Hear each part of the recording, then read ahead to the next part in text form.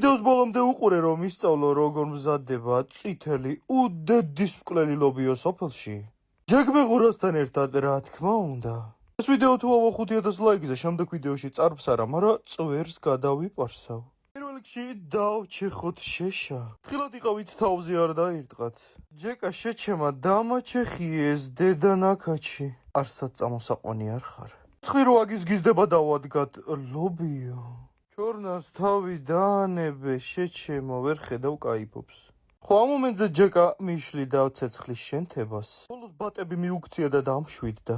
ლობიო რო წამოდუღდება ნახევარი საათის შემდეგ. დავიწყოთ ბეკონის დაჭრა, ასევე სულგუნის.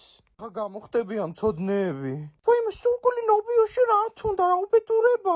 შევწოთ ხახვი, დავამატოთ კეჩუპი, ასევე ტომატის პასტაც. კარგად მოურიოთ, შევდგათ ცეცხლზე და რო გამზადდება. გადავურიოთ ჩვენს ლობიოში, რომელიც წამოდღებული იყო. ოღონდ გასინჯეთ, რომ ლობიო უმი არ იყოს. ლობიოს ასევე ამატებთ ბეკონს და ყველსაც რა თქმა უნდა.